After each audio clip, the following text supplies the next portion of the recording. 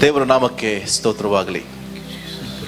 ತಿರುಗೊಂದು ಸಾರಿ ನಿಮ್ಮ ಮಧ್ಯದಲ್ಲಿ ಬರುವುದಕ್ಕೆ ದೇವರು ಕೊಟ್ಟಂಥ ಕೃಪೆಗಾಗಿ ದೇವರಿಗೆ ಸ್ತೋತ್ರ. ಬಿಗ್ ಜೆ ಚಾನಲ್ ಮೂಲಕವಾಗಿ ದೇವರು ಅನೇಕರನ್ನ ಇವತ್ತು ಸಂಧಿಸಿ ಅನೇಕರನ್ನ ಇಂಥ ಒಂದು ಸ್ಥಿತಿಯಲ್ಲಿ ದೇವರು ಕಟ್ತಾ ಇದ್ದಾನೆ, ಬಲಪಡಿಸ್ತಾ ಇದ್ದಾನೆ. ಈ ಸೇವೆ ಮೂಲಕವಾಗಿ ಮಾಡಿದಂಥ ದೇವರ ಕಾರ್ಯಕ್ಕಾಗಿ ನಾನು ದೇವರಿಗೆ ಸ್ತೋತ್ರ ಸಲ್ಲಿಸ್ತೇನೆ. ಇನ್ನೂ ಹೆಚ್ಚಿನ ಕಾರ್ಯಗಳು ಈ ಸೇವೆ ಮೂಲಕವಾಗಿ ಅನೇಕ ಜನರನ್ನು ದೇವರು ಸಂಧಿಸಲಿ ಮತ್ತು ಅನೇಕ ಆಶೀರ್ವಾದಗಳು ಜನರಿಗೆ ದೊರಕಲಿ ಎಂಬುದಾಗಿ ನಮ್ಮ ಪ್ರಾರ್ಥನೆ ಆಗಿದೆ. ನಾವು ಸ್ವಲ್ಪ ಹೊತ್ತು ದೇವರನ್ನ ಸ್ತುತಿಸುವುದರ ಮೂಲಕವಾಗಿ, ಘನಪಡಿಸುವುದರ ಮೂಲಕವಾಗಿ, ಆರಾಧಿಸುವುದರ ಮೂಲಕವಾಗಿ ನಾವು ದೇವರನ್ನು ಘನಪಡಿಸೋಣ. ನಾವು ಸ್ವಲ್ಪ ಹೊತ್ತು ಆರಾಧನೆ ಮಾಡಿದ ನಂತರ ದೇವರ ವಾಕ್ಯವನ್ನು ಕೇಳಿ ನಾವು ಈ ಪ್ರಾರ್ಥನೆಯನ್ನು ಮುಗಿಸಲಿಕ್ಕಿದ್ದೇವೆ. ಅದಕ್ಕಾಗಿ ದಯವಿಟ್ಟು ನಮ್ಮೊಂದಿಗೆ ಸೇರಿ ಆರಾಧನೆ ಮಾಡಿರಿ. ಆರಾಧನೆ ಮಾಡುವಾಗ ನೀವು ಹಾಡು ಬರದೆ ಹೋದರೂ ನಮ್ಮೊಂದಿಗೆ ಸೇರಿ ನೀವಿರುವಂಥ ಸ್ಥಳಗಳಲ್ಲಿ ದೇವರನ್ನ ಆರಾಧನೆ ಮಾಡಿರಿ, ಘನಪಡಿಸಿರಿ. ಸ್ತುತಿ ಎಲ್ಲಿದೆಯೋ ಅಲ್ಲಿ ಜಯ ಇದೆ, ಸ್ತುತಿ ಎಲ್ಲಿದೆಯೋ ಅಲ್ಲಿ ಬಿಡುಗಡೆ ಇದೆ. ಯಾಕಂದರೆ ದೇವರ ಆತ್ಮನು ಎಲ್ಲಿದ್ದಾನೋ ಅಲ್ಲಿ ಬಿಡುಗಡೆ ಇದೆ. ನೀವು ನಂಬಿಕೆಯಿಂದ ಮಾಡುವಂಥ ಎಲ್ಲ ಕಾರ್ಯಗಳು ನಿಮ್ಮ ಜೀವಿತದ ದೇವರ ಅದ್ಭುತವನ್ನು ಬಿಡುಗಡೆ ಮಾಡ್ತಾರೆ. ಹಾಗಾಗಿ ನಾವೆಲ್ಲರೂ ಸೇರಿ ಈ ಹಾಡನ್ನು ಹಾಡುವುದರ ಮೂಲಕವಾಗಿ ದೇವರನ್ನು ಘನಪಡಿಸೋಣ. ಈ ಹಾಡು ಹೇಗೆ ಹೇಳ್ತಿದೆ, ಮಹಿಮೆಗೆ ಯೋಗ್ಯನು ನೀನೇ ಎಂಬುದಾಗಿ. ಬನ್ನಿ ನಾವೆಲ್ಲರೂ ಸೇರಿ ಈ ಹಾಡನ್ನು ಹಾಡಿ ದೇವರನ್ನು ಘನಪಡಿಸೋಣ.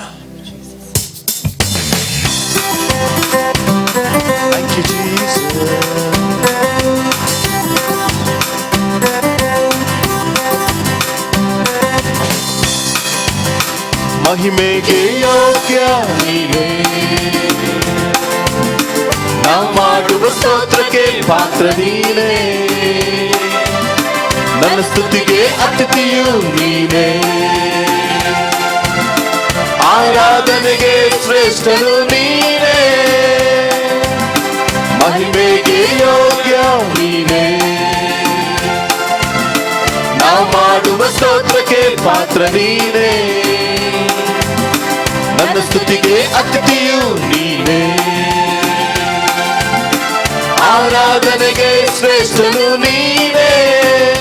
Hallelujah, Hallelujah, Hallelujah, Hallelujah, Hallelujah, Hallelujah, Hallelujah. ನಾವಿರುವಂಥ ಸ್ಥಳಗಳಲ್ಲಿ ಕಟ್ಮಾಳೆ ತಟ್ಟಿ ದೇವರನ್ನ ಘನಪಡಿಸಿ ನಾವು ದೇವರನ್ನ ಮಹಿಮೆಪಡಿಸೋಣ. Hallelujah. Thank you Lord.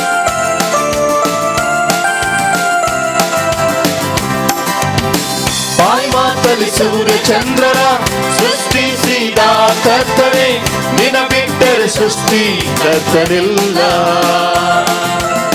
ಸೃಷ್ಟಿಗಳ ಅಧಿಕಾರವ ತನ್ನ ವಶ ಮಾಡಿಕೊಂಡೆ, ನಿನಗೆ ನೀನೊಬ್ಬನೇ ಸಾಟಿಯು. ಬಾಯಿ ಮಾತಲ್ಲಿ ಸೂರ್ಯ ಚಂದ್ರರ ಸೃಷ್ಟಿಸಿದ ಕರ್ತನೆ, ನಿನ ಬಿಟ್ಟರೆ ಸೃಷ್ಟಿ ಕರ್ತನಿಲ್ಲ.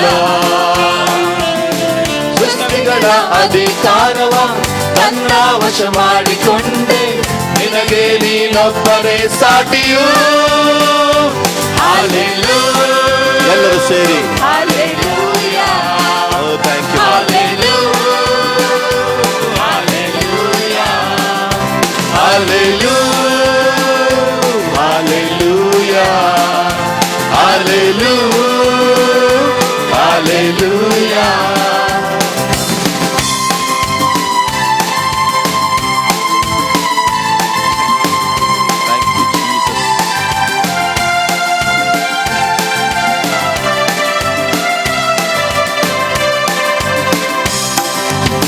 ಯೇಸುವೇ ನಿನ್ನ ನಾಮವ ವರ್ಣಿಸಲು ಸಾಧ್ಯವೇ, ನನ್ನ ಭಾಷೆಯಲ್ಲಿಲ್ಲ ಅಂತ ಪದವು.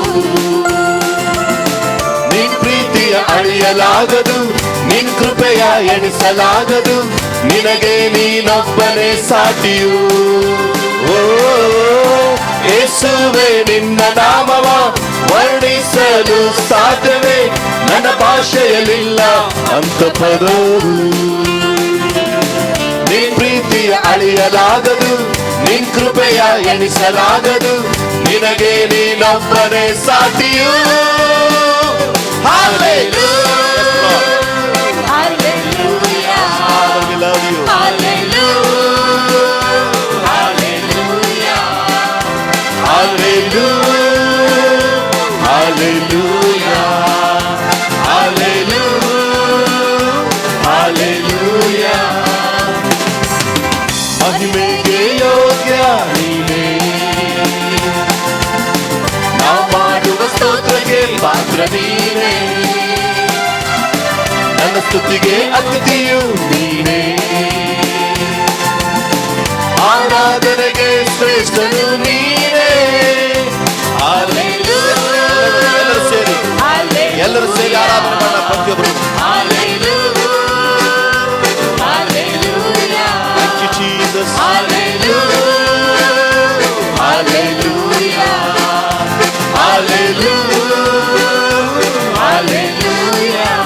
ಇನ್ನೊಂದು ಚರಣವನ್ನು ಹಾಡುವಾಗ ನಾವು ನಂಬಿಕೆಯಿಂದ ಹೇಳೋಣ, ದೇವರೇ ನಿನ್ನ ಬಾಯಿ ಮಾತಿನಿಂದಲೇ ಸೂರ್ಯ ಚಂದ್ರರು ಸೃಷ್ಟಿಗಳು ಉಂಟಾದವು ಸ್ವಾಮಿ, ಎಲ್ಲವೂ ನೀನೇ ಅಧಿಕಾರ ಹೊಂದಿದವನು. ಆ ಅಧಿಕಾರವನ್ನು ನೀವು ನಮಗೆ ಕೊಟ್ಟಿದ್ದೀರಿ, ಅದಕ್ಕಾಗಿ ಸ್ತೋತ್ರಪ್ಪ. ನಾವು ನಿನ್ನನ್ನು ಆರಾಧಿಸಿ ನಿನ್ನನ್ನು ಘನಪಡಿಸ್ತೇವೆ. ಬಾಯಿ ಮಾತಲ್ಲಿ ಸೂರ್ಯ ಚಂದ್ರರ ಸೃಷ್ಟಿಸಿದ ಕರ್ತನೆ, ನಿನ್ನ ಬಿಟ್ಟರೆ ಸೃಷ್ಟಿ ಕರ್ತನಿಲ್ಲ. ಸೃಷ್ಟಿಗಳ ಅಧಿಕಾರವ ತನ್ನ ವಶ ಮಾಡಿಕೊಂಡೆ, ನಿನಗೆ ನೀನೊಬ್ಬನೇ ಸಾಟಿಯು. ಓ ಬಾಯಿ ಮಾತಲ್ಲಿ ಸೂರ್ಯ ಚಂದ್ರರ ಸೃಷ್ಟಿಸಿದ ಕರ್ತನೆ, ನಿನ್ನ ಬಿಟ್ಟರೆ ಸೃಷ್ಟಿ ಕರ್ತನಿಲ್ಲ. ಸೃಷ್ಟಿಗಳ ಅಧಿಕಾರವ ತನ್ನ ವಶ ಮಾಡಿಕೊಂಡೆ, ನಿನಗೆ ನೀನೊಬ್ಬನೇ ಸಾಟಿಯು. Hallelujah, Hallelujah, Hallelujah, Hallelujah, Hallelujah, Hallelujah, Hallelujah. Thank you Lord. ಎಲ್ಲ ಮಹಿಮೆ ಆತನಿಗೆ ಉಂಟಾಗಲಿ. ನಾವು ಹಾಗೆ ದೇವನ ಆರಾಧನೆ ಮಾಡುವಾಗ ಇನ್ನೊಂದು ಹಾಡನ್ನು ಹಾಡುವುದರ ಮೂಲಕವಾಗಿ ದೇವರನ್ನ ಘನಪಡಿಸೋಣ. ಈ ಹಾಡು ಹೀಗೆ ಹೇಳ್ತದೆ, ಕರ್ತನೇ ನನ್ನ ಉಸಿರೇ, ಯೇಸುವೆ ನನ್ನ ದೇವರೇ ಎಂಬುದಾಗಿ ಹಾಡನ್ನು ಹಾಡುವಾಗ ಈಗಾಗಲೇ ನಾವು ಆತನನ್ನು ಮಹಿಮೆ ಪಡಿಸಿದ್ವಿ. ಯಾಕೆಂದ್ರೆ ಮಹಿಮೆಗೆ ಆತನು ಯೋಗ್ಯನು. ಹಾಗಾಗಿ ನಮ್ಮ ಜೀವಿತದ ಉಸಿರಾಗಿರುವ ಆತನು, ನಮ್ಮ ಬಲವಾಗಿರುವ ಕರ್ತನು ಆತನಾಗಿದ್ದಾನೆ. ನಾವೆಲ್ಲರೂ ಸೇರಿ ಆರಾಧನೆ ಮಾಡುವಾಗ We love you Jesus. ಕರ್ತನೇ ನನ್ನುಸಿರೇ, ಯೇಸುವೆ ನನ್ನ ದೇವರೇ, ಉಸಿರಿರುವವರೆಗೂ ನಿನ್ನ ನಾಮವನ್ನು ಎಂದೆಂದು ಆರಾಧಿಸುವೆ, ಆರಾಧಿಸುವೆ ನಿನ್ನನೇ, ಆರಾಧಿಸುವೆ ನಿನ್ನನೇ, ಆರಾಧಿಸುವೆ ನಿನ್ನನೇ, ಆರಾಧಿಸುವೆ ನಿನ್ನನೇ, ಆರಾಧಿಸುವೆ ನಿನ್ನನೇ. Thank you Lord. ಆರಾಧಿಸುವೆ ನಿನ್ನನೇ, ಆರಾಧಿಸುವೆ ನಿನ್ನನೇ, ಆರಾಧಿಸುವೆ ನಿನ್ನನೇ.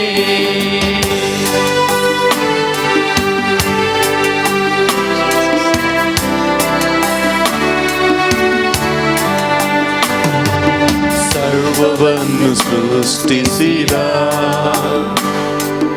ಸರ್ವಶಕ್ತನಾದ ದೇವರೇ, ಸರ್ವವನ್ನು ಸೃಷ್ಟಿಸಿದ ಸರ್ವಶಕ್ತನಾದ ದೇವರೇ, ಸಾಷ್ಟಾಂಗವೆರಗಿ ಶರೀರವ ಬಾಗಿ ಆರಾಧನೆ ಮಾಡುವೆವು, ಸಾಷ್ಟಾಂಗವೆರಗಿ ಶರೀರವ ಬಾಗಿ ಆರಾಧನೆ ಮಾಡುವೆವು, ಆರಾಧನೆ ಮಾಡುವೆವು, ಆರಾಧನೆ ಮಾಡುವೆವು, ಆರಾಧಿಸುವೆ ನಿನ್ನನೇ, ಆರಾಧಿಸುವೆ ನಿನ್ನನೇ, ಆರಾಧಿಸುವೆ ನಿನ್ನನೇ, ಆರಾಧಿಸುವೆ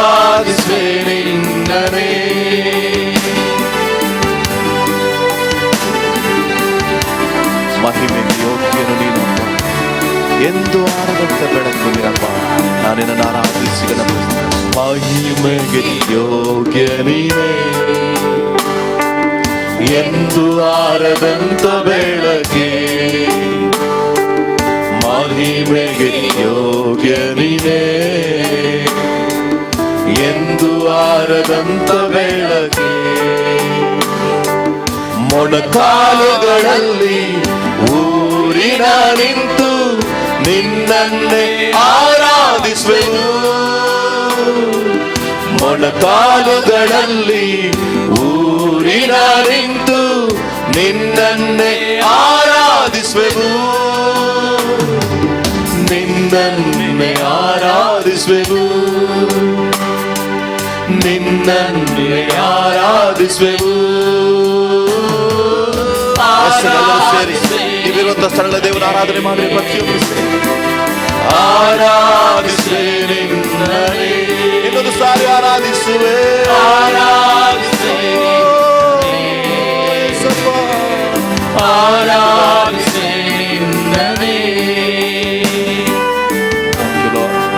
ಪರಿಶುದ್ಧ ಸಭೆಯೊಳಗೆ ಭಯಭಕ್ತಿಗೆ ಹೋಗಿ ನಾನು ನಿನ್ನನ್ನು ಆರಾಧಿಸಿ ಎಲ್ಲ ಶಿರವು ನಂಬಿಸುತ್ತ ನಿಂತು ನಿನ್ನನ್ನು ಆರಾಧಿಸುವ. ಪರಿಶುದ್ಧ ಸಭೆಯೊಳಗೆ ಭಯಭಕ್ತಿಗೆ ಯೋಗ್ಯನೇ, ಪರಿಶುದ್ಧ ಸಭೆಯೊಳಗೆ ಭಯಭಕ್ತಿಗೆ ಯೋಗ್ಯನೇ. ಎಲ್ಲಾ ಶಿರವು ನಮಿಸುತ್ತ ನಿಂತು ಕೈ ಮುಗಿದು ಆರಾಧಿಸುವೆವು. ಎಲ್ಲಾ ಶಿರವು ನಮಿಸುತ್ತ ನಿಂತು ಕೈ ಮುಗಿದು ಆರಾಧಿಸುವೆವು. ಕೈ ಮುಗಿದು ಆರಾಧಿಸುವೆವು, ಕೈ ಮುಗಿದು ಆರಾಧಿಸುವೆವು.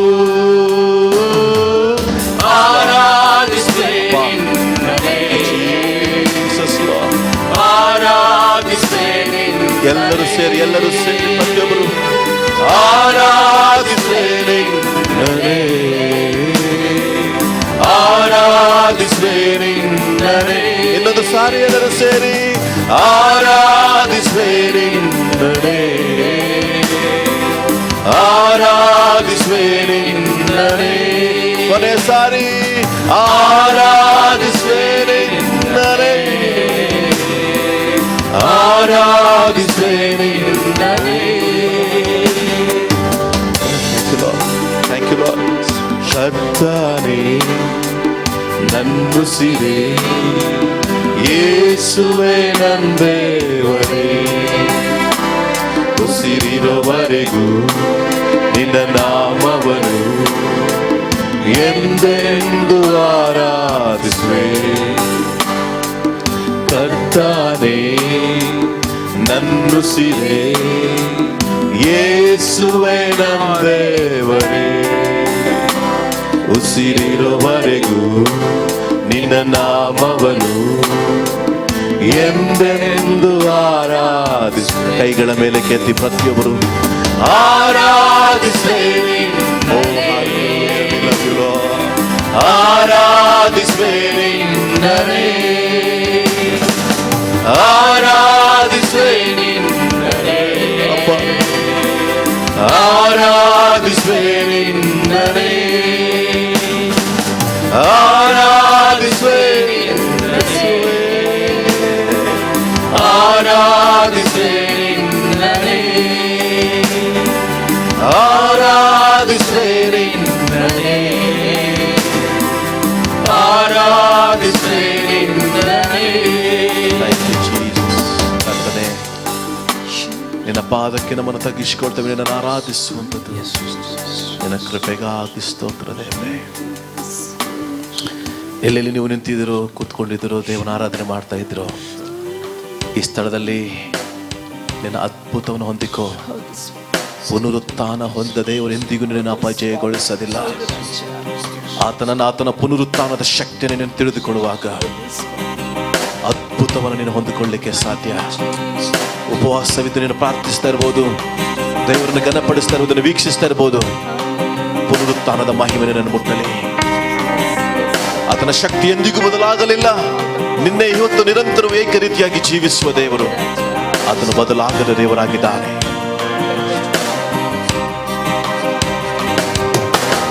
ಎಂದಿಗೂ ಎಂದೆಂದಿಗೂ ಬದಲಾಗದ ನನ್ನೇಸು.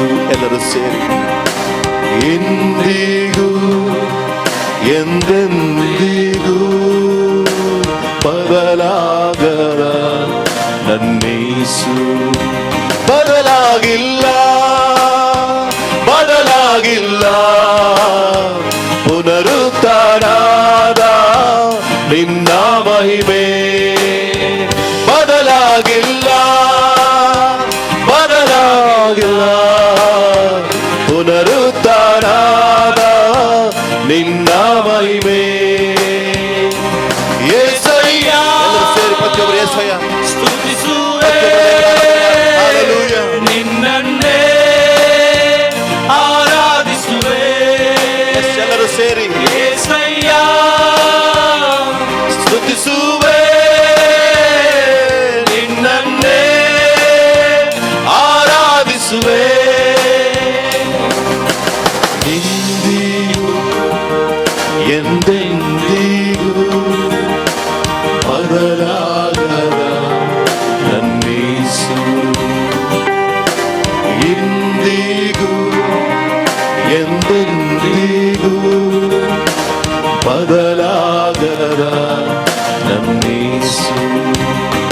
ಅದು ಆಗರಣ ಜೀವಿತದಲ್ಲಿ ಆತನು ಎಲ್ಲ ರೋಗಿಯಾಗಿ ಕಾಣಿಸಿಕೊಂಡು ಎಲ್ಲವನ್ನು ಒದಗಿಸಿದ ಹಾಗೆ ನಿನ್ನ ಸ್ಥಿತಿಗತಿಗಳಲ್ಲಿ ದೇವರಾತನು ನಿನ್ನೆಲ್ಲವನ್ನು ನೋಡುವ ದೇವರಾಗಿದ್ದಾನೆ. ನಿನ್ನನ್ನು ನೋಡುವ ದೇವರಿದ್ದಾನೆ. ನಿನ್ನ ಕಷ್ಟವನ್ನು ನೋಡುವ ದೇವರಿದ್ದಾನೆ. ನಿನ್ನ ಕಣ್ಣೀರನ್ನು ನೋಡುವ ದೇವರಿದ್ದಾನೆ. ನಿನ್ನ ಪರಿಸ್ಥಿತಿಗಳನ್ನು ನೋಡುವ ದೇವರಿದ್ದಾನೆ. ಸಹೋದರನೇ ಸಹೋದರಿಯೇ,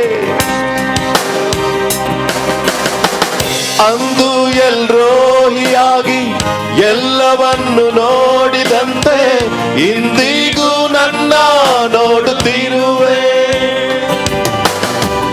ಅಂದು ಎಬಿನೇಜರಾಗಿ ಎಲ್ಲರಿಗೂ ಸಹಾಯ ನೀನೇ, ಇಂದಿಗೂ ನನ್ನ ಸಹಾಯ ನೀನೇ. ಅಂದು ಎಲ್ರೋಹಿಯಾಗಿ ಎಲ್ಲವನ್ನು ನೋಡಿದಂತೆ ಇಂದಿಗೂ ನನ್ನ ನೋಡುತ್ತಿರುವೆ.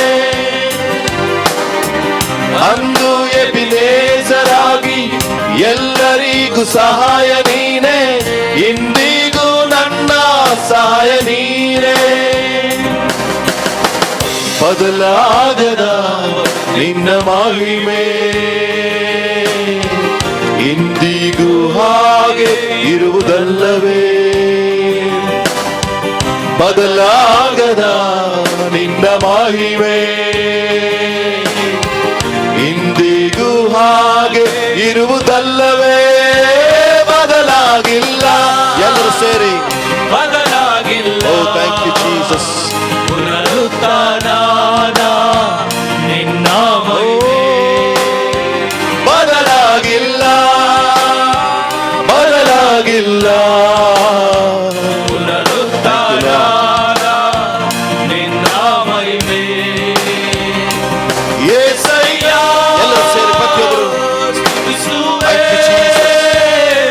ನಿನ್ನನ್ನೇ ಆರಾಧಿಸುವೆ. ಯೇಸಯ್ಯ ಸ್ತುತಿಸುವೆ,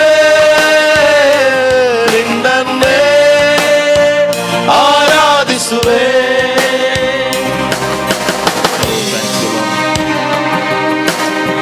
ಅಂದು ನಿನ್ನ ಮಕ್ಕಳಿಗೆ ಇಸ್ರಾಯೇಲ್ ಜನರಿಗೆ ಐಗುಪ್ತ ದೇಶದಲ್ಲಿ ಅವರನ್ನ ಹೊರಗೆ ತಂದು ಇರುವಾತನೆಯಾಗಿದ್ದು ಕಾಣಿಸಿಕೊಂಡು ಜೊತೆಯಲ್ಲಿದ್ದು ಇಂದು ಕೂಡ ನಮಗೆ ಕ್ರಿಸ್ತೇಸುವೆ ನಿನ್ನ ಮರಣವನ್ನು ನಮಗೆ ಜೀವಿತದಲ್ಲಿ ಗೆದ್ದಿರುವುದರ ನಿಮಿತ್ತವಾಗಿ ಇಂದಿಗೂ ನೀನು ಜೀವಿಸುವ ದೇವರಾಗಿದೆ. ಅಂದು ಇಸ್ರಾಯೇಲರು ಕೂಡ ಇವತ್ತು ನಮ್ಮ ಜೊತೆಲಿದ್ದು ನಮ್ಮನ್ನು ಕಾಯ್ತಾ ಇರೋದಕ್ಕಾಗಿ ಅಪ್ಪ ನಾವು ನಿನಗೆ ಸ್ತೋತ್ರ ಸಲ್ಲಿಸ್ತೇವೆ. ಅಪ್ಪ ನೀನು ಎಂಥ ಪ್ರೀತಿ ನಮ್ಮ ಮೇಲೆ ಇಟ್ಟಿದ್ದೀಯ, ಅದಕ್ಕಾಗಿ ಸ್ತೋತ್ರ ಅಪ್ಪ. Thank you Jesus.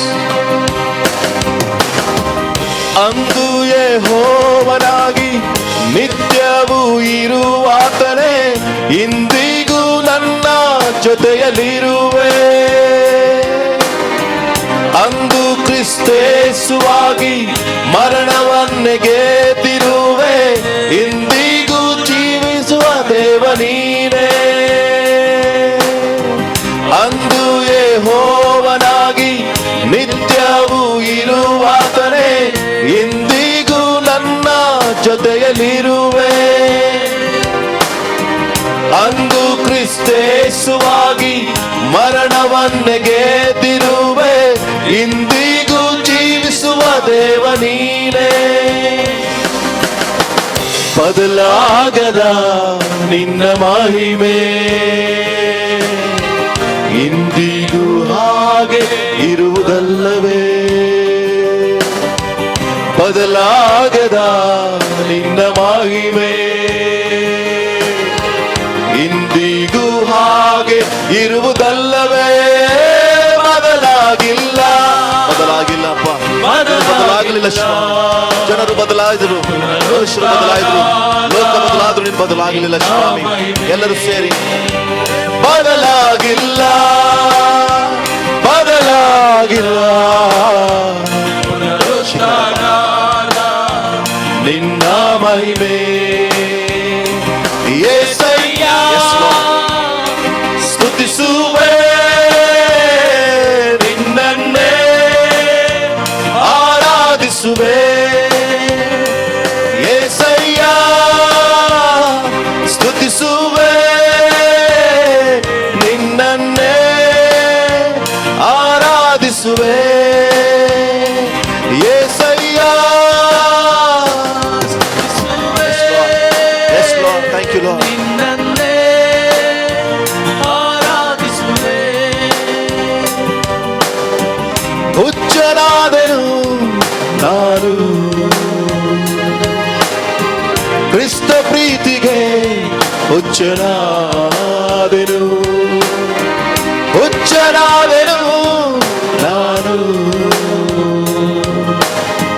ಕ್ರಿಸ್ತ ಪ್ರೀತಿಗೆ, ಹುಚ್ಚನಾದೆನು. ಆರಾಧನೆ, ಆರಾಧನೆ, ಆರಾಧನೆ, ಆರಾಧನೆ, ಆರಾಧನೆ. Thank you Lord. We love you Lord. ಆರಾಧನೆ, ಆರಾಧನೆ. ಉದಯ ಕಾಲ ಸಮಯದಲ್ಲಿ, ಮಧ್ಯಾಹ್ನದ ಸಮಯದಲ್ಲಿ, ರಾತ್ರಿಯ ಸಮಯದಲ್ಲಿ ನಿನ್ನಾರಾಧಿಸುವೆ. ಉದಯ ಕಾಲ ಸಮಯದಲ್ಲಿ, ಮಧ್ಯಾಹ್ನದ ಸಮಯದಲ್ಲಿ, ರಾತ್ರಿಯ ಸಮಯದಲ್ಲಿ ನಿನ್ನಾರಾಧಿಸುವೆ. ಶರಣಾದೆನು ನಾನು ಕ್ರಿಸ್ತ ಪ್ರೀತಿಗೆ, ಶರಣಾದೆನು, ಶರಣಾದೆನು ನಾನು ಕ್ರಿಸ್ತ ಪ್ರೀತಿಗೆ, ಶರಣ. ಎಲ್ಲರೂ ಸೇರಿ ಹಾಲೆಲೂಯ. ಆರಾಧನೆ, ಆರಾಧನೆ, ಆರಾಧನೆ, ಆರಾಧನೆ, ಆರಾಧನೆ, ಆರಾಧನೆ, ಆರಾಧನೆ, ಆರಾಧನೆ, ಆರಾಧನೆ, ಆರಾಧನೆ, ಆರಾಧನೆ, ಆರಾಧನೆ, ಆರಾಧನೆ, ಆರಾಧನೆ, ಆರಾಧನೆ, ಆರಾಧನೆ.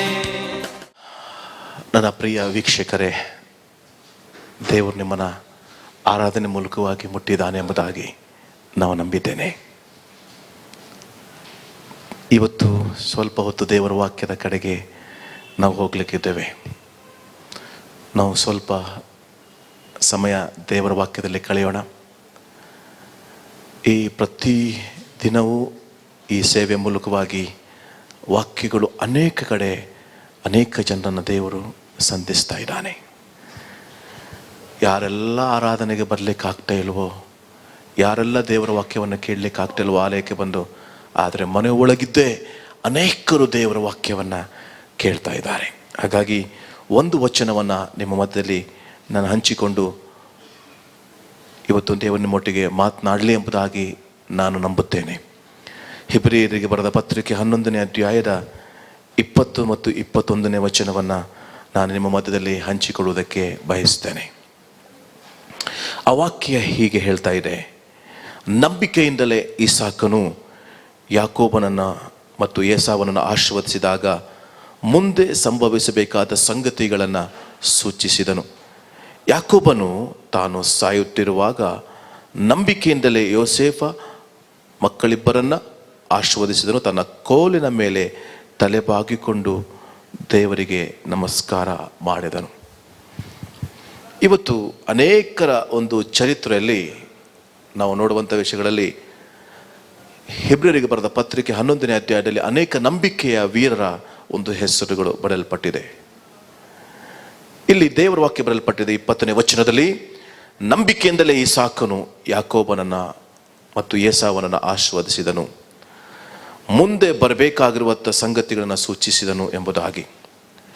ಮತ್ತು 21ನೇ ವಚನ ಹೀಗೆ ಹೇಳ್ತಾ ಇದೆ: ಯಾಕೋಬನು ತಾನು ಸಾಯುತ್ತಿರುವಾಗ ನಂಬಿಕೆಯಿಂದಲೇ ಎಂಬುದಾಗಿ, ದ ಫೇತ್ ಇಂದಲೇ ಯೋಸೇಫನ್ನ ಮಕ್ಕಳಿಬ್ಬರನ್ನ ಆಶೀರ್ವದಿಸಿದನು, ತನ್ನ ಕೋಲಿನ ಮೇಲೆ ಬಾಗಿಕೊಂಡು ದೇವರಿಗೆ ನಮಸ್ಕಾರ ಮಾಡಿದನು. ಇಲ್ಲಿ ಯಾಕೋಬನು ತನ್ನ ಜೀವಿತದಲ್ಲಿ ನಂಬಿಕೆಯಿಂದಲೇ ಯೋಸೇಫನ ಮಕ್ಕಳನ್ನು ಆಶೀರ್ವದಿಸಿದನು. ಈತನ ಹೆಸರು ಕೂಡ ಸತ್ಯವೇದದಲ್ಲಿ ಬರೆಯಲ್ಪಟ್ಟಿದೆ. ಯಾಕೋಬನ ಒಂದು ಜೀವಿತವನ್ನು ನೀವು ನೋಡುವಾಗ ಆತನು ಹಾದು ಬಂದಂಥ ಮಾರ್ಗ ಮತ್ತು ನಡೆದು ಬಂದಂಥ ದಾರಿ ಬಹಳ ಕಠಿಣ.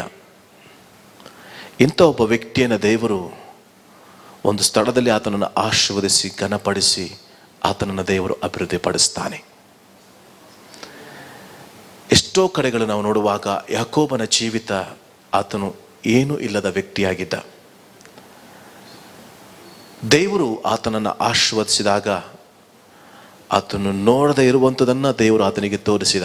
ಎಷ್ಟು ಆಶೀರ್ವಾದ ಮಾಡದ ಅಂದರೆ ಬಹಳಷ್ಟು ದೊಡ್ಡ ವ್ಯಕ್ತಿಯಾಗಿ ದೇವರು ಆತನನ್ನು ಮಾಡಿದ. ಇವತ್ತು ನೀವು ಕೂಡ ಆಶೀರ್ವಾದವನ್ನು ಹೊಂದಬೇಕಾಗಿದ್ರೆ, ದಾವೀದನು ಆಶೀರ್ವಾದ ಹೊಂದಿದ, ಯೋಸೇಫನು ಆಶೀರ್ವಾದ ಹೊಂದಿದ, ಸತ್ಯವೇದದಲ್ಲಿ ಅನೇಕರು ಆಶೀರ್ವಾದ ಹೊಂದಿದರು. ಇವತ್ತು ನಾನು ನೀನು ಆಶೀರ್ವಾದ ಹೊಂದಿದ ವ್ಯಕ್ತಿಯಾಗಿರಬೇಕು.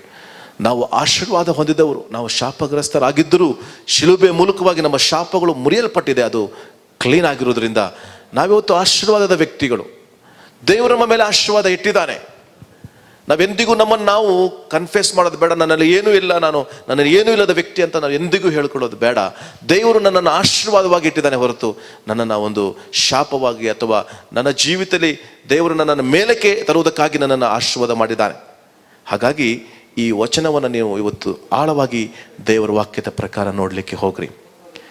ಯಾಕೆಂದರೆ ಈತನ ಚರಿತ್ರೆ ಪ್ರಾರಂಭವಾಗಿದ್ದು ನೀವು ನೋಡಿದ ಹಾಗೆ 28ನೇ ಅಧ್ಯಾಯ, ಆದಿಕಾಂಡ 28ನೇ ಅಧ್ಯಾಯದಲ್ಲಿ. ಎಲ್ಲರೂ ನನ್ನ ಕೂಡ ಆದಿಕಾಂಡ 28ನೇ ಅಧ್ಯಾಯಕ್ಕೆ ಬಂದರೆ ಅಲ್ಲಿ ನಿಮಗೆ ಆತನ ಚರಿತ್ರೆಯನ್ನು ನೀವು ಗಮನಿಸ್ಬೋದು. ಆದಿಕಾಂಡ 28ನೇ ಅಧ್ಯಾಯಕ್ಕೆ, ಯಾಕಂದರೆ ಅಬ್ರಹಾಮನ ಮಗನಾಗಿರುವಂಥ ಈಸಾಕನಿಗೆ ಹುಟ್ಟಿದ ಇಬ್ಬರು ಅವಳಿ ಮಕ್ಕಳು ಇವರು, ಒಬ್ಬನು ಏಸಾವನು ಮತ್ತು ಯಾಕೋಬನು ಎಂಬುದಾಗಿ.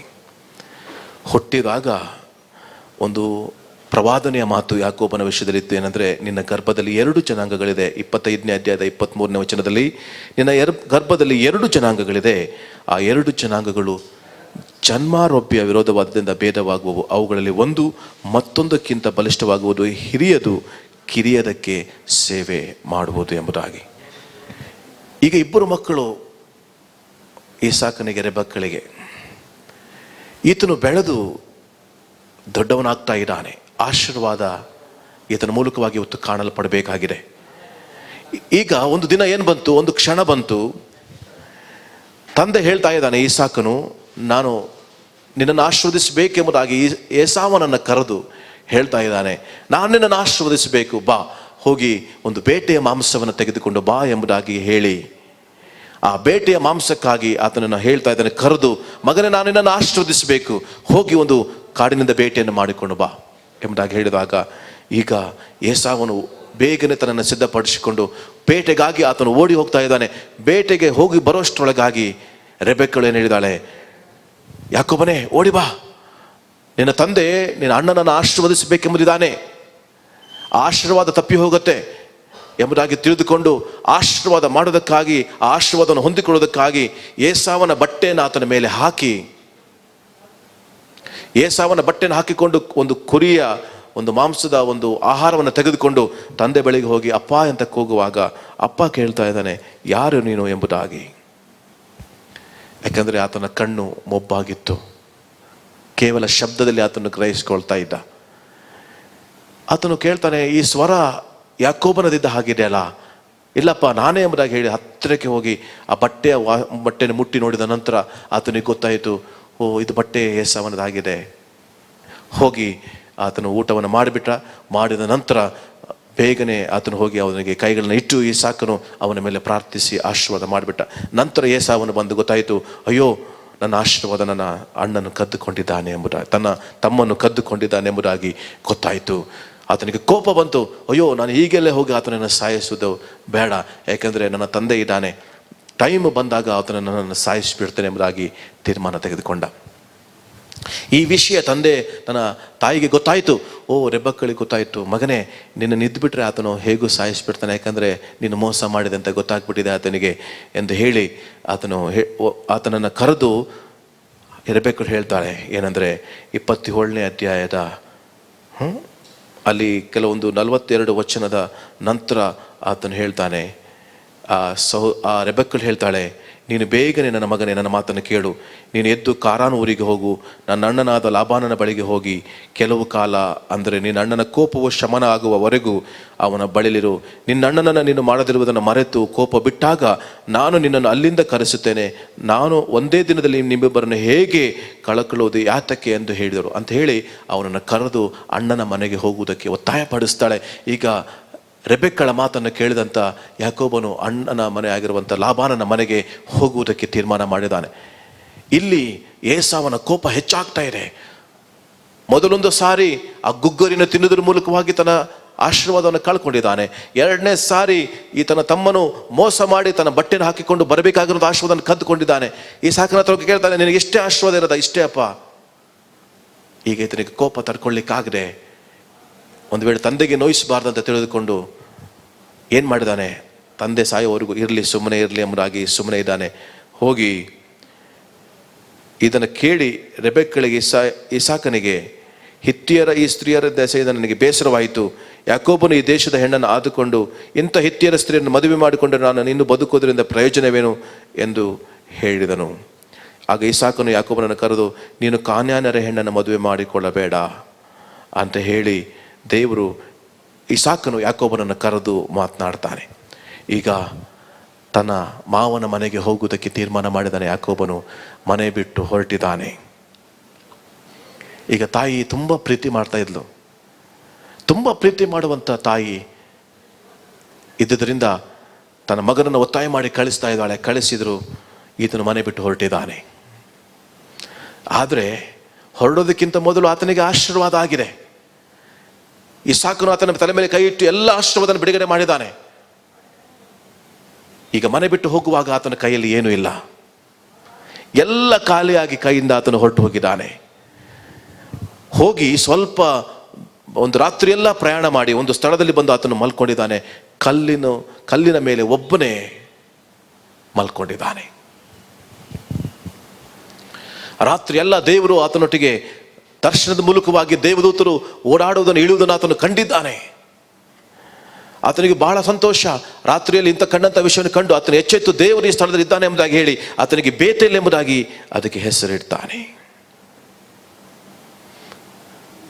ಈಗ ಒಂದು ತೀರ್ಮಾನ ಮಾಡ್ತಾನೆ. ಆತನು ಹೇಳ್ತಾನೆ, ದೇವರೇ, ನನ್ನನ್ನು ಈ ಸ್ಥಳದಿಂದ ಕರ್ಕೊಂಡು ಬರ್ತಾ ಇದ್ದಿ, ತಿರುಗಿ ನನ್ನನ್ನು ಸುರಕ್ಷಿತವಾಗಿ ನನ್ನ ತಂದೆ ಬರ ಮಾಡಿದರೆ ನಾನು ನಿನಗೆ 10ರಲ್ಲಿ 1 ಭಾಗವನ್ನು ಕೊಡುತ್ತೇನೆ ಅಂತ ಹರಕೆ ಕಟ್ಕೊಳ್ತಾನೆ, ಮಾತು ಕಟ್ಕೊಳ್ತಾನೆ. ನನ್ನದೊಂದೇ ಆಲೋಚನೆ ಇತ್ತು, ಅಬ್ರಹಾಮನು ತನ್ನ ಸೇವಕನು ಹುಡುಗಿನ ನೋಡೋದಕ್ಕಾಗಿ, ಇಸಾಕನಿಗೆ ಹುಡುಗಿ ನೋಡೋದಕ್ಕಾಗಿ ಒಂದು ಒಂಟೆನ ಕಳಿಸಿದ್ದಾನೆ, ಸಾಕಷ್ಟು ಸೇವಕರನ್ನ ಕಳಿಸಿದ್ದಾನೆ. ಆದರೆ ತನ್ನ ಒಬ್ಬನೇ ಮಗನಾಗಿರುವಂಥ ಯಾಕೋಬನು, ಇಸಾಕನಿಗೆ ಎಲ್ಲ ಆಶೀರ್ವಾದ ಇತ್ತು, ಯಾಕೋಬನ ಮೇಲೆ ಎಲ್ಲ ಆಶೀರ್ವಾದ ಬಂದಿತ್ತು.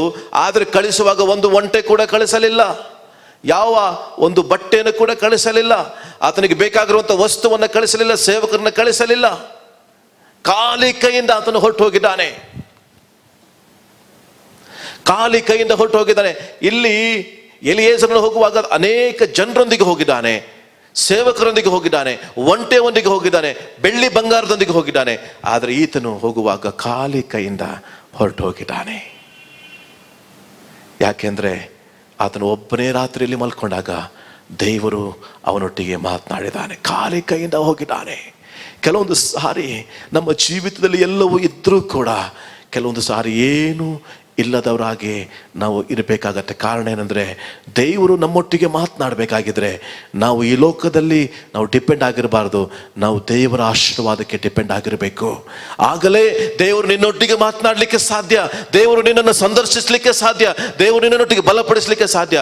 ಈತನು ಒಬ್ಬನೇ ಇದ್ದಾನೆ, ಇದರಲ್ಲಿ ಯಾರೂ ಇಲ್ಲ ಅಂತ ತಿಳಿದುಕೊಂಡು ಆ ರಾತ್ರಿನೇ ಆತನಿಗೆ ದರ್ಶನ ಆಗಿದೆ.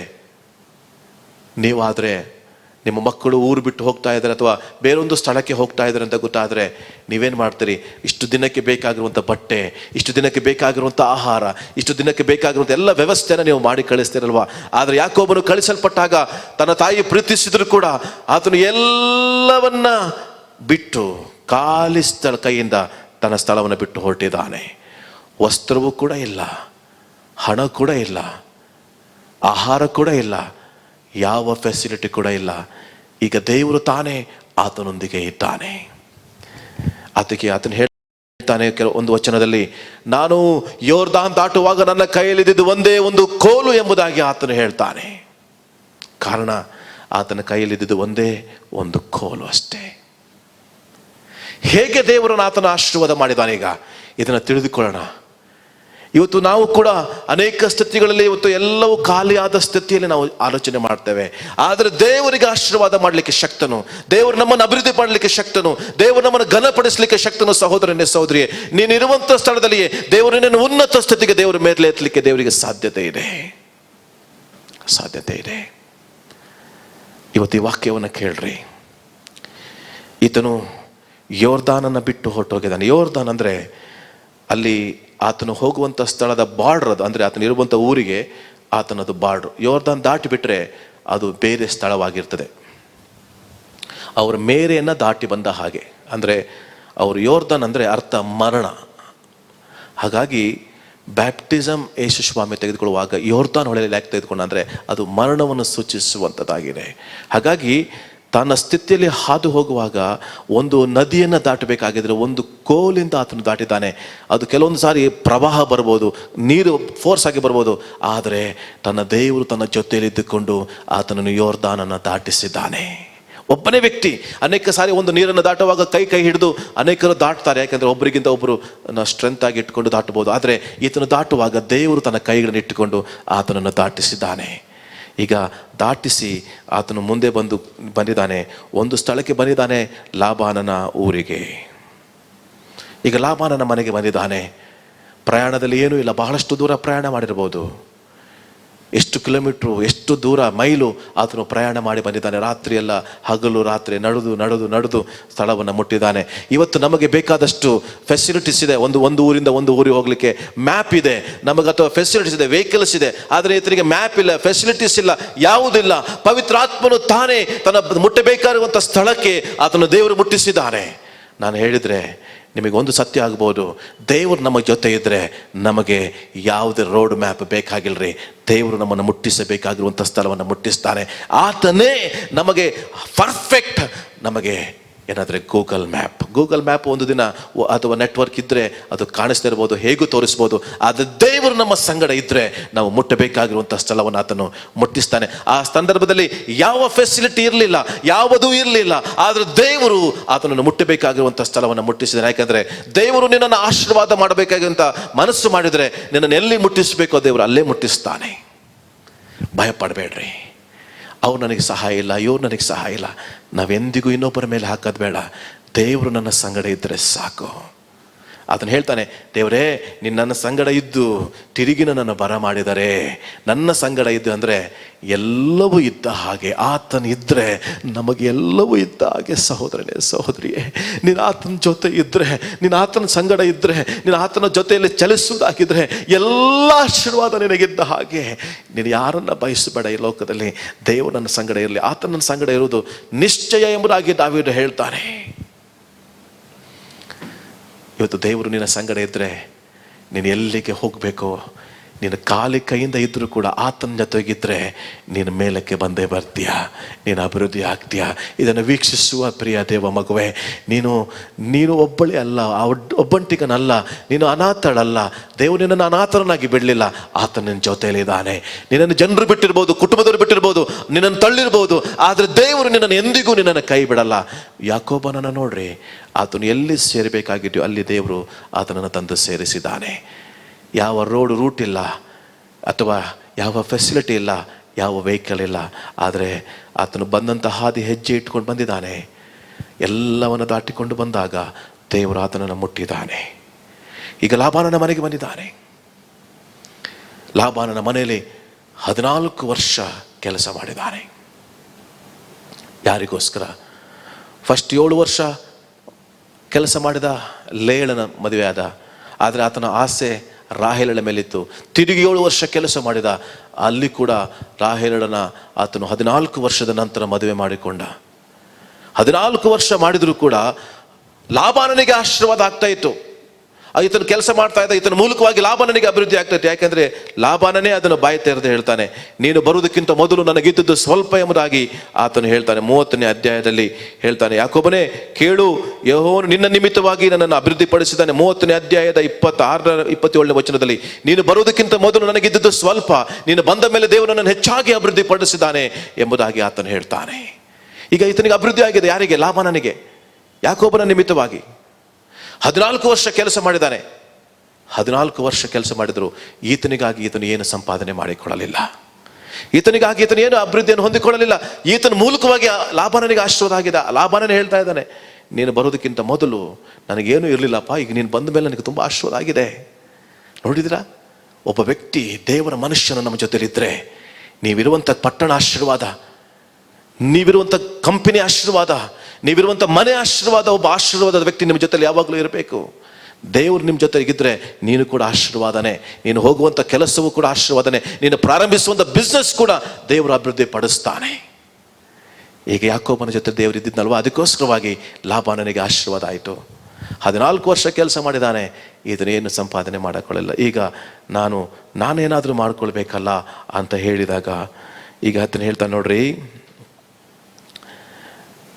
ನೀನು ಅಲ್ಲಿ ದೇವ್ರ ವಾಕ್ಯ ಹೇಳ್ತದೆ, ಈಗ ಆತನು ಆಡು ಚುಕ್ಕೆಗಳ ಮರಿಗಳನ್ನು ಆತನು ಬದಲಾಯಿಸ್ತಾ ಇದ್ದಾನೆ. ನೋಡ್ರಿ, ಈಗ 30ನೇ ವಚನ ಹೇಗೆ ಹೇಳ್ತದೆ, ನೀನು ಬಂದದ್ರಿಂದ ಹೆಚ್ಚಾಯಿತು, ನಾನು ಕೈ ಹಾಕಿದ ಎಲ್ಲ ಕೆಲಸದಲ್ಲಿ ದೇವರು ನಿನ್ನನ್ನು ಅಭಿವೃದ್ಧಿಪಡಿಸಿದ್ದಾನೆ. ನಾನು ಸ್ವಂತ ಮನೆಗೋಸ್ಕರವಾಗಿ ಯಾವಾಗ ಸಂಪಾದನೆ ಮಾಡಿಕೊಳ್ಳಲಿ ಎಂದು ಹೇಳಿದನು. ನನಗಾಗಿ ನಾನು ಯಾವಾಗ ಸಂಪಾದನೆ ಮಾಡಿಕೊಂಡೆ? ಎಲ್ಲ ನಿನಗೆ ಆಶೀರ್ವಾದ ಆಯ್ತಪ್ಪ. ದೇವರ ಮಗುವೆ, ನಿನಗೂ ಕೂಡ ದೇವರ ಆಶೀರ್ವಾದ ಮಾಡ್ತಾನೆ, ನಿನಗೂ ಕೂಡ ದೇವರ ಅಭಿವೃದ್ಧಿ ಮಾಡಲಿಕ್ಕೆ ಶಕ್ತನು. ಆದರೆ ನಾನು ಹೇಳುವಂಥ ಒಂದು ಸಣ್ಣ ಸಂಗತಿಯನ್ನು ಕೇಳ್ರಿ. ಇವತ್ತು ಯಾವ ರೀತಿ ಲಾಭನನ್ನು ದೇವರ ಆಶೀರ್ವಾದ ಮಾಡಿದಾಗ ಅದನ್ನು ಅಭಿವೃದ್ಧಿ ಹೊಂದಿದ ಹಾಗೆ, ಈಗ 14 ವರ್ಷದಲ್ಲಿ ಸಂಪಾದನೆ ಮಾಡದಿರುವಂಥ ಆಶೀರ್ವಾದ ಕೇವಲ 6 ವರ್ಷದಲ್ಲಿ ಆತನು ನೋಡದಿರುವಂಥ ಆಶೀರ್ವಾದನ ದೇವರು ಆತನಿಗೆ ಮಾಡಿದ. ಈತನು ಮಾಡ್ಲಿಕ್ಕೆ ಹೇಳಿದೆ ಏನು ಗೊತ್ತಾ? ದೇವರು ಆತನು ಹಾಗೆ ಮಾಡ್ಲಿಕ್ಕೆ ಹೇಳ್ತಾ ಇದ್ದಾನೆ. 33ನೇ ವಚನ ಹೇಗೆ ಹೇಳ್ತದೆ, ಇನ್ನು ಮೇಲೆ ಬಂದು ನಾನು ಪಡೆದದನ್ನು ಪರೀಕ್ಷಿಸುವಾಗ ನಾನು ಪ್ರಾಮಾಣಿಕನು ಅಪ್ರಾಮಾಣಿಕನು ಎಂದು ಪ್ರತ್ಯಕ್ಷವಾಗುವುದು. ಆಡುಗಳಲ್ಲಿ ಚುಕ್ಕೆ ಮಚ್ಚೆ ಇದ್ದುದೆಲ್ಲವೂ ಕುರಿಗಳಲ್ಲಿ ಕಪ್ಪಲ್ಲದ್ದು ನನ್ನ ಬಳಿಯಲ್ಲಿ ಸಿಕ್ಕಿದರೆ ಅದು ಕದ್ದದ್ದೆಂದು ಎಣಿಸಬಹುದು. ಅದಕ್ಕೆ ಲಾಬಾನನು, ಒಳ್ಳೆಯದು, ನೀನು ಹೇಳಿದಂತೆ ಆಗಲಿ. ಅದೇ ದಿನ ಲಾಬಾನನು ಹೋತಗಳ ರೆಕ್ಕೆ ಮಚ್ಚೆ ಇದ್ದವುಗಳನ್ನು, ಮೇಕೆ ಚುಕ್ಕೆ ಮಚ್ಚೆ ಇದ್ದವುಗಳನ್ನು, ಅಂದರೆ ಸ್ವಲ್ಪ ಬಿಳುಪಾದ ಸ್ವಲ್ಪ ಬಣ್ಣ ತೋರಿದ ಎಲ್ಲವುಗಳನ್ನು ಕುರಿಗಳಲ್ಲಿ ಕಪ್ಪಾಗಿರುವುದನ್ನು ವಿಂಗಡಿಸಿ ತನ್ನ ಮಕ್ಕಳ ವಶಕ್ಕೆ ಒಪ್ಪಿಸಿ ತನಗೂ ಯಾಕೋಬನಿಗೂ 3 ದಿನದ ಪ್ರಯಾಣ ದೂರ ಅಂತರವನ್ನು ಬಿಟ್ಟುಬಿಟ್ಟನು. ಯಾಕೋಬನು ಲಾಬಾನನ ಹಿಂಡಿನಲ್ಲಿ ಮಿಕ್ಕಾದವುಗಳನ್ನು ಮೇಯಿಸಿದನು. ಈಗ 3 ಆಲೋಚನೆಗಳನ್ನು ಆತನು ಮಾಡ್ತಾನೆ. ನೋಡ್ರಿ, ಹೀಗಿರುವಲ್ಲಿ ಯಾಕೋಬನು ಲಿಬ್ನೆ, ಲೂಸ್, ಅರ್ಮೋನ್ ಎಂಬ ಮರಗಳ ಹಸಿ ಕೋಲುಗಳನ್ನು ತೆಗೆದುಕೊಂಡು ಪಟ್ಟೆ ಪಟ್ಟೆಯಾಗಿ ತೊಗಟೆಗಳನ್ನು ಸುಲಿದು ಅವುಗಳಲ್ಲಿರುವ ಬಿಳಿ ಬಣ್ಣವು ಕಾಣಿಸುವಂತೆ ಮಾಡಿ. ಗಮನಿಸಿರಿ ಈ ವಾಕ್ಯವನ್ನ.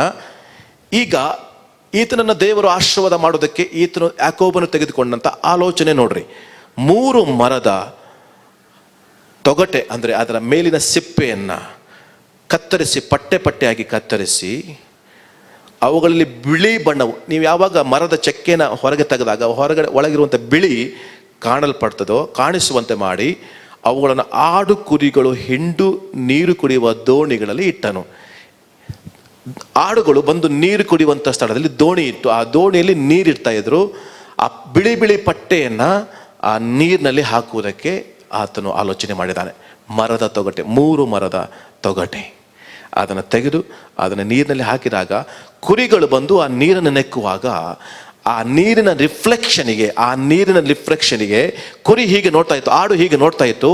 ಆಡಿನ ಮೈ ಮೇಲೆ ಆ ಬಿಳಿ ಬಿಳಿ ಚುಕ್ಕೆ ಬಿದ್ದ ಹಾಗೆ ಆ ಚುಕ್ಕೆಗಳು ಕಾಣ್ತಾ ಇದ್ವು, ಬಿಳಿ ಪಟ್ಟೆಗಳು ಮೈ ಮೇಲೆ ಬಿದ್ದ ಹಾಗೆ ಕಾಣ್ತಾ ಇತ್ತು.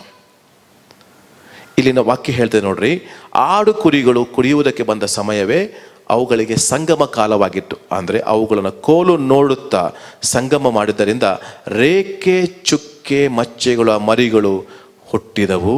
ಯಾಕೋಬನು ಆ ಮರಿಗಳನ್ನು ಲಾಬಾನನ ಹಿಂಡಿಗೆ ಸೇರಿಸದೆ ತನ್ನವೆಂದು ಪ್ರತ್ಯೇಕಿಸಿದನು.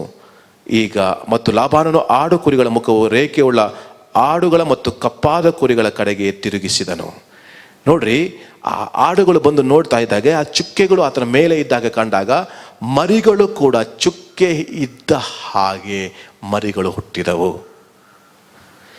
ಏನನ್ನು ಹೇಳುವುದಕ್ಕೆ ಇಲ್ಲಿ ಇಷ್ಟಪಡ್ತೇನೆ ಅಂದರೆ, ನೀನು ದೇವರ ವಾಕ್ಯದ ಸನ್ನಿಧಿಗೆ ಬಂದಾಗ, ಪ್ರಾರ್ಥನೆಯ ಸನ್ನಿಧಿಗೆ ಬಂದಾಗ, ದೇವರ ನೆರಳಿಗೆ ನೀನು ಬಂದಾಗ ನೀನು ಹೀಗೆ ತಿಳಿದುಕೊಳ್ಕೋ, ನೀನು ಹೇಗಿದೆಯೋ ಹಾಗೆ ನೀನು ನೋಡಬಾರ್ದು. ನೀನು ವಾಕ್ಯವೆಂಬ ಕನ್ನಡಿ ಮುಂದೆ ಬಂದಾಗ ವಾಕ್ಯವು ನಿನ್ನೊಳಗೆ ರಿಫ್ಲೆಕ್ಟ್ ಆಗಬೇಕು, ವಾಕ್ಯವು ನಿನ್ನೊಳಗೆ ಕಾರ್ಯ ಮಾಡಬೇಕು, ಪ್ರತಿಯೊಂದು ವಾಗ್ದಾನಗಳು ನಿನ್ನಲ್ಲಿ ಕಾರ್ಯ ಮಾಡಬೇಕು. ದೇವರ ಪ್ರತಿಯೊಂದು ವಾಗ್ದಾನಗಳು ನಿನ್ನೊಳಗೆ ಕೆಲಸ ಮಾಡಿದಾಗ ಆ ವಾಕ್ಯದ ರಿಫ್ಲೆಕ್ಟ್ ಏನು ಮಾಡ್ತದೆ? ನೀನು ಭಯಪಟ್ಟ ವ್ಯಕ್ತಿ ಆಗಿದ್ರು ನೀನು ಅದನ್ನು ನೋಡುವಾಗ ನಾನು ಧೈರ್ಯ ಹೊಂದಿದವನು. ನೀನು ಹೇಳ್ಬೋದು ಕೆಲವೊಂದ್ಸಾರಿ ನಾನು ಆಶೀರ್ವಾದ ಇಲ್ಲ ಅಂತ, ಆ ವಾಕ್ಯ ಹೇಳ್ತದೆ ನೀನು ಆಶೀರ್ವಾದ ಹೊಂದಿದವನು ಅಂತ. ಆ ವಾಕ್ಯದ ರಿಫ್ಲೆಕ್ಟ್ ಹೊಂದಿದಾಗ ನೀನು ಆಶೀರ್ವಾದದ ವ್ಯಕ್ತಿ ಅಲ್ಲದೆ ಹೋದ್ರೂ ಕೂಡ ಆ ವಾಕ್ಯದ ನಿಮಿತ್ತವಾಗಿ ದೇವರು ನಿಮ್ಮನ್ನು ಆಶೀರ್ವದಿಸ್ತಾನೆ. ಇದನ್ನೇ ಯಾಕೋಬನು ಮಾಡಿದ. ನೀರಿನ ರಿಫ್ಲೆಕ್ಷನ್, ವಾಕ್ಯದ ಪ್ರತಿಬಿಂಬ. ನೀವು ಹೇಳ್ಬೋದು ಕೆಲವೊಂದು ಸಾರಿ ನಾನು ಏನೂ ಅಲ್ಲ. ಹೌದು, ನಾನು ಏನೂ ಅಲ್ಲ, ಕರೆಕ್ಟು. ಆದರೆ ನನ್ನಲ್ಲಿರುವಂಥ ವಾಕ್ಯ, ನನ್ನಲ್ಲಿರುವಂಥ ದೇವರ ಸಾಮರ್ಥ್ಯ, ನನ್ನಲ್ಲಿರುವಂಥ ದೇವರ ಪ್ರೀತಿ, ನನ್ನಲ್ಲಿರುವಂಥ ದೇವರ ಶಕ್ತಿ, ನಾನು ಎಲ್ಲವನ್ನ ಮಾಡಲಿಕ್ಕೆ ಶಕ್ತನಾಗಿದ್ದೇನೆ. ನನ್ನನ್ನು ಬಲಪಡಿಸುವ ಆತನ ಹಿಡಿದುಕೊಂಡು ನಾನು ಎಲ್ಲವನ್ನ ಮಾಡಲಿಕ್ಕೆ ಶಕ್ತ. ನಾನು ಬಲಹೀನನೇ, ಆದರೆ ನನ್ನಲ್ಲಿ ಇರುವಂಥ ಬಲ ಯಾರು? ದೇವರ ವಾಕ್ಯ, ದೇವರು. ಇದನ್ನು ಯಾವಾಗ ನೀನು ಅರ್ಥ ಮಾಡಿಕೊಳ್ತೀಯೋ ನಿನ್ನಲ್ಲಿರುವಂಥ ಆಶೀರ್ವಾದನೆ ಬೇರೆ. ಪ್ರಿಯ ದೇವ ಮಗುವೆ, ಇದನ್ನೇ ಯಾಕೋಬನು ಮಾಡೋದಕ್ಕೆ ದೇವರು ಪ್ರೇರೇಪಿಸಿದ್ದಾನೆ. 3 ಮರದ ಒಂದು ನೆರಳಿನಲ್ಲಿ ಅದರ ತೊಗಟೆ. ನೀವು ನಂತರ ಲಿಬ್ನೆ ಮರದ ಬಗ್ಗೆ ಸ್ಟಡಿ ಮಾಡಿರಿ, ಲೂಸ್ ಮರದ ಮತ್ತು ಅರ್ಮೋನ್ ಗಿಡದ ಬಗ್ಗೆ ಸ್ಟಡಿ ಮಾಡಿದರೆ ಇದು 3 ಮರ ಬೆಟ್ಟದಲ್ಲಿ ಎತ್ತರವಾಗಿ ಬೆಳೆಯುತ್ತದೆ. ಅದರ ನೆರಳಿನಲ್ಲಿ ಅನೇಕರು ಬಂದು ತಂಗ್ತಾರೆ, ಆ ನೆರಳಿನಲ್ಲಿ ಅನೇಕರು ಬಂದು ವಾಸ ಮಾಡ್ತಾರೆ. ಅಂದರೆ ಸರ್ವಶಕ್ತನ ನೆರಳಿನಲ್ಲಿ ನೀನು ಬರುವುದಾಗಿದ್ರೆ, ಸರ್ವಶಕ್ತನ ಆಶ್ರಯದಲ್ಲಿ ನೀನು ಬರುವುದಾಗಿದ್ರೆ, ದೇವರ ವಾಕ್ಯದ ಕೆಳಗೆ ನೀನು ಇರುವುದಾಗಿದ್ರೆ, ದೇವರ ಪ್ರಸನ್ನತೆ ಕೆಳಗಿರುವುದಾಗಿದ್ರೆ, ದೈವಿಕ ಮಕ್ಕಳ ಜೊತೆಲಿರುವುದಾಗಿದ್ರೆ, ದೈವ ಸಾನ್ನಿಧ್ಯದಲ್ಲಿ ನೀನು ಜೀವಿಸೋದಾಗಿದ್ರೆ, ದೇವರ ವಾಕ್ಯ ಹೇಳ್ತಿದೆ, ನನ್ನ ಮೊರೆ ಹೊಕ್ಕವನು ನನ್ನ ಆಶ್ರಯದಲ್ಲಿ ಅವನು ಸುರಕ್ಷಿತನಾಗಿರ್ತಾನೆ, ಅವನು ಆಶೀರ್ವಾದದ ಹೊಂದಿದ ವ್ಯಕ್ತಿಯಾಗಿರ್ತಾನೆ. ಯಾಕೋಬನು 14 ವರ್ಷ ಆತನ ಮೂಲಕವಾಗಿ ಇನ್ನೊಬ್ಬರಿಗೆ ಆಶೀರ್ವಾದ ಆಯಿತು. ಆದರೆ ತಾನು ಯಾವಾಗ ಸಂಪಾದನೆ ಮಾಡಿಕೊಳ್ಳಲಿ ಎಂಬುದಾಗಿ ಹೇಳಿದಾಗ ತಾನೇ ದೇವರ ಸಾನ್ನಿಧ್ಯಕ್ಕೆ ಬಂದಿದ್ದಾನೆ, ದೇವರೊಂದಿಗೆ ಸಮಯ ಕಳೆದಿದ್ದಾನೆ, ದೇವರು ಏನು ಹೇಳ್ತಾನೋ ಅದನ್ನು ಕೇಳಿದಾನೆ. ವಾಕ್ಯದ ಪ್ರತಿಬಿಂಬ, ಆ ಚುಕ್ಕೆಗಳು ಯಾವ ರೀತಿ ಆ ಆಡಿನ ಕುರಿಗಳ ಮೇಲೆ ಬಿದ್ದಾಗ ಅದು ಕೂಡ ತಾನು ಹಾಗೆ ಇದ್ದೇನೆ ಎಂಬುದಾಗಿ ನೆನೆಸ್ಕೊಳ್ತೋ. ಅದರ ಮೈ ಮೇಲೆ ಚುಕ್ಕೆಗಳು ಇಲ್ಲ, ಆದರೆ ಆ ರಿಫ್ಲೆಕ್ಷನ್ ಅದರ ಬಾಡಿ ಮೇಲೆ ಬಿದ್ದಾಗ ಚುಕ್ಕೆ ಚುಕ್ಕೆ ಬಿದ್ದ ಹಾಗೆ ಕಾಣ್ತಾ ಇತ್ತು. ಇವತ್ತು ನಾನು ಏನೂ ಅಲ್ಲ, ನನ್ನಲ್ಲಿರುವಾತನು ದೊಡ್ಡವನು, ಲೋಕದಲ್ಲಿರುವಾತನಿಗಿಂತ ನನ್ನಲ್ಲಿರುವಾತನು ದೊಡ್ಡವನಾಗಿರೋದ್ರಿಂದ ನೀನು ಯಾವುದನ್ನು ನಂಬಿ ಅರಿಕೆ ಮಾಡಿಕೊಳ್ತೀಯೋ ದೇವರ ಮಗುವೆ, ಅದು ನಿನ್ನೊಳಗೆ ಕೆಲಸ ಮಾಡುವಾಗ ನೀನು ಬಲಹೀನನಾಗಿದ್ರು ನೀನು ಹೇಳು ನಾನು ಬಲವಂತನು ಎಂಬುದಾಗಿ. Let the weak say I am strong. ಬಲಹೀನನು ತಾನು ಬಲವಂತನೆಂದು ಹೇಳಿಕೊಳ್ಳಬೇಕು. ಆಗ ನೀನು ಬಲಹೀನನಾಗಿದ್ದರೂ ದೇವರ ಸಾಮರ್ಥ್ಯ ನಿನ್ನಲ್ಲಿ ಬಂದಾಗ ನಿನ್ನನ್ನು ದೇವರು ಆಶೀರ್ವದಿಸ್ತಾನೆ. ಇದೇ ಸೀಕ್ರೆಟ್ ರೀ, ಇದೇ ಸೀಕ್ರೆಟ್. ಅರ್ಮೋನ್ ಅದು ಎತ್ತರದಲ್ಲಿ ಬೆಳೆದು ಆ ನೆರಳಿಗೆ ಅನೇಕರು ಬರ್ತಾರೆ. ಹೋಶೆಯ ಬುಕ್ನಲ್ಲಿ ಅದರ ವಚನ ಬರೆಯಲ್ಪಟ್ಟಿದೆ. ಇವತ್ತು ನೀನು ಆಶೀರ್ವಾದ ಹೊಂದಬೇಕಾ? ದೇವರ ಆಶ್ರಯದ ಕೆಳಗೆ ಬಾ. ಪ್ರತಿನಿತ್ಯವೂ ಇಂಥ ಉಪವಾಸ ಪ್ರಾರ್ಥನೆಗಳಲ್ಲಿ ದೇವರೊಂದಿಗೆ ಸಮಯ ಕಳಿ, ಆತನ ಪ್ರಸನ್ನತೆಯಲ್ಲಿ ಸಮಯ ಕಳೆರಿ, ಆತನೊಂದಿಗೆ ಸಮಯ ಕಳೆರಿ. ದೇವರ ವಾಕ್ಯದಲ್ಲಿ ಸಮಯ ಕಳೆದಾಗ, ದೇವರೊಂದಿಗೆ ನಿನ್ನ ಸಮಯ ಕಳೆದಾಗ ಒಂದು ದಿನ ಬರ್ತದೆ, ದೇವರು ನಿನ್ನನ್ನು ಇಷ್ಟು ವರ್ಷ ಸಂಪಾದನೆ ಮಾಡದಿರುವಂಥದ್ದನ್ನು, ಇಷ್ಟು ವರ್ಷ ನೀನು ಕಾಣದಿರುವಂಥ ಆಶೀರ್ವಾದ, ಇಷ್ಟು ವರ್ಷ ಅಭಿವೃದ್ಧಿ ಕಾಣದಿರುವಂಥದ್ದನ್ನು ಇದೇ ವರ್ಷದಲ್ಲಿ ಯಾವ ರೀತಿ ಈ ಸಾಕನ್ನು ಬೀಜ ಬಿತ್ತಿ 100ರಷ್ಟು ಕೊಯ್ದುಕೊಂಡನು, ದೇವರು ನಿನ್ನನ್ನು ಅಭಿವೃದ್ಧಿ ಪಡಿಸ್ತಾನೆ. ದೇವರು ನಿಮ್ಮನ್ನು ಆಶೀರ್ವದಿಸ್ತಾನೆ. ನೆನಪಿರಲಿ, ಯಾಕೋಬನು ಹೇಳ್ತಾನೆ, ತನ್ನ ತಂದೆ ಮನೆಗೆ ಹೋಗುವಾಗ, ನಾನು ಬರುವಾಗ ನನ್ನ ಹತ್ರ ಒಂದೇ ಒಂದು ಕೋಲಿತ್ತು, ಆದರೆ ಈಗ ನನಗೆ ಬರುವಾಗ 2 ಪಾಳೆಯದ ಒಡೆಯನಾಗಿದ್ದೇನೆ. ಎಂಥ ದೊಡ್ಡ ಸಾಕ್ಷಿ ಅಲ್ವಾ? ಆಶೀರ್ವಾದ ಎಲ್ಲಿಂದ ಬಂತು? ಆತನು ತೀರ್ಮಾನ ಮಾಡಿದ್ದಾನೆ, ನೀರಿನಲ್ಲಿ ದೋಣಿ ಆಡು ಕುರಿಗಳು ನೀರು ಕುಡಿಯುವಂಥ ಆ ದೋಣಿಯಲ್ಲಿ ತೊಗಟೆಯನ್ನು, ಬಿಳಿ ಬಿಳಿ ಚುಕ್ಕೆಯನ್ನು ಆತನು ಕಾಣುವಂತೆ ಮಾಡಿ ರಿಫ್ಲೆಕ್ಷನ್ ಮಾಡಿದ್ದಾನೆ. ಅಂದರೆ ದೇವರ ವಾಕ್ಯವು ನನ್ನಲ್ಲಿ ಪ್ರತಿಬಿಂಬಿಸಬೇಕು. ನಾನು ಅಲ್ಲ, ನನ್ನ ಜೀವಿತದಲ್ಲಿ ದೇವರ ವಾಕ್ಯವು ಪ್ರತಿಬಿಂಬಿಸಬೇಕು. ನನ್ನ ಲೈಫಲ್ಲಿ ದೇವರ ವಾಕ್ಯ ಪ್ರತಿಬಿಂಬಿಸಬೇಕು. ನನ್ನ ಲೈಫ್ನಲ್ಲಿ ದೇವರ ವಾಕ್ಯವು ಪ್ರಕಟವಾಗಬೇಕು. ದೇವರ ಪ್ರಸನ್ನತೆಯನ್ನು ನಾನು ಹೆಚ್ಚು ಸಮಯ ಕಳಿಬೇಕು. ನಾನು ಹೇಳಿ ಹೋದಂಥ ಸತ್ಯ ಏನಂದರೆ, ನೀನು ಎಷ್ಟು ಸಮಯ ದೇವರೊಟ್ಟಿಗೆ ಸಮಯ ಕಳಿತೀಯೋ, ದೇವರೊಂದಿಗೆ ಮಾತನಾಡ್ತಿರ್ತೀಯೋ, ವಾಕ್ಯದಲ್ಲಿ ಜೀವಿಸ್ತಾ ಇರ್ತೀಯೋ, ನಿನ್ನ ಹಾಗೆ ಆಶೀರ್ವಾದ ಹೊಂದಿದ ವ್ಯಕ್ತಿ ಯಾರೂ ಇರಲಿಕ್ಕೆ ಸಾಧ್ಯವಿಲ್ಲ. ಅಷ್ಟು ದೇವರು ನಿಮ್ಮನ್ನು ಅಭಿವೃದ್ಧಿ ಪಡಿಸ್ತಾನೆ, ಅಷ್ಟು ದೇವರು ನಿನ್ನನ್ನು ಘನಪಡಿಸ್ತಾನೆ. ಪ್ರಿಯ ಸಹೋದರನೇ, ಸಹೋದರಿಯೇ,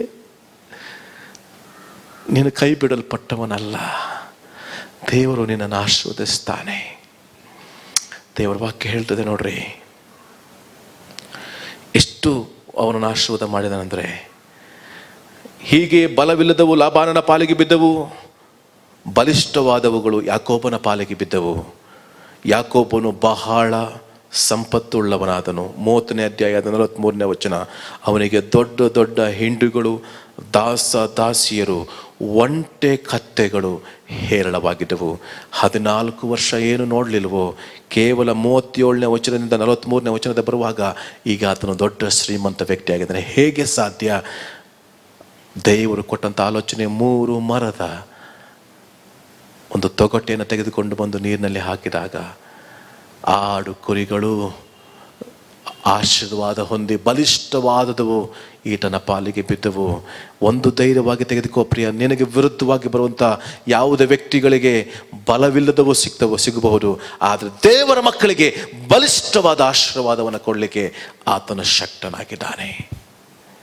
ಈ ವಾಕ್ಯವನ್ನು ಕೇಳುವಂಥ ಪ್ರಿಯ ದೇವ ಮಗುವೆ, ನೀನು ಸಾಧಾರಣ ವ್ಯಕ್ತಿ ಅಲ್ಲ, ನೀನು ಆಶೀರ್ವಾದ ಹೊಂದಿದವನು. ಈ ಉಪವಾಸದ ದಿನಗಳಲ್ಲಿ ಪ್ರಾರ್ಥನೆ ಮಾಡ್ತಿರ್ಬೋದು, ಅದನ್ನು 12 ತಾಸು ಇಂಟರ್ಸೆಷನ್ ಪ್ರಾರ್ಥನೆಯಲ್ಲಿ ನೀನು ಹೇಳು, ನೀನು ಬಲಹೀನನಾಗಿದ್ದರೂ ನಾನು ಬಲವಂತನೆಂಬುದಾಗಿ ಹೇಳು. ನೀನು ಹೇಳು ಧೈರ್ಯವಾಗಿ, ನಾನು ಪಾಪಿ ಅಲ್ಲ, ನಾನು ದೇವರಿಂದ ಆಶೀರ್ವಾದ ಹೊಂದಿದ್ದನು ಎಂಬುದಾಗಿ ಹೇಳು.